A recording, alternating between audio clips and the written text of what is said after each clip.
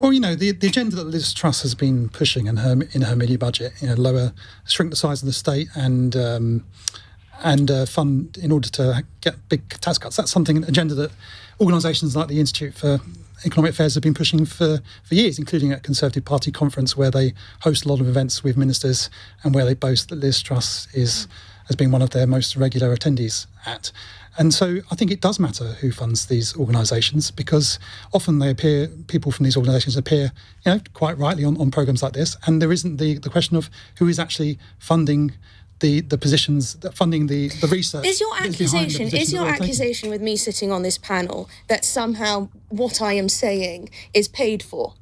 Because that is it's no surprise that someone who believes in free markets in general might wish to work for a think tank that also believes in that. And it's no coincidence that a politician like Liz Truss might be more interested in the Institute of Economic Affairs than she would be with a left-wing think tank. That's how things work. And the reason why we protect the privacy of our donors, because places like the Byline Times would go after them.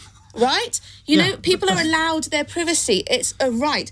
It's interesting if we look at Byline Times' shareholders. They're not so squeaky clean, are they, either? Max We're paid for Mosley, by our... is it? No. We are paid for by our subscribers. We're entirely funded by our subscribers. Fascist.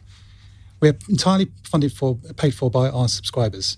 And people can look at who our shareholders are, and people can, and we put our subscribers on the front of our newspaper. People can't look at the IEA and see who funds them. They can see a breakdown. They can see a breakdown. Some of our donors. There's no real breakdown on the website. Say where they're from. Misleading listeners by suggesting there is.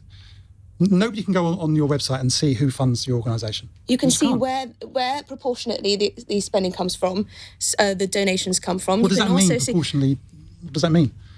Can people go on your website? Fundamentally, we protect the privacy of our donors. So they can't? They can look at the proportion, and also some of our donors do express that openly. But you have to understand that if you aren't transparent, and what was the saying, transparency is the best form of disinfectant, if you aren't transparent, then of course people are going to think the worst, aren't they? They're going to imagine that a fossil fuel company will have paid you to come out with a report which says something that happens to be quite obliging to them. Now, I've had dealings with think tanks on the left and right for probably 30 years, and I genuinely don't believe that sort of thing goes on. That you have paid. Well, that's against the law. You have paid for research. That's not what happens. No, but don't you see that you're kind of feeding into this narrative that it does happen, and that's people suspect I would believe that if it weren't for the fact that the accusations that come our way are by people who fundamentally disagree with the ideology or the policy proposals of our think tank.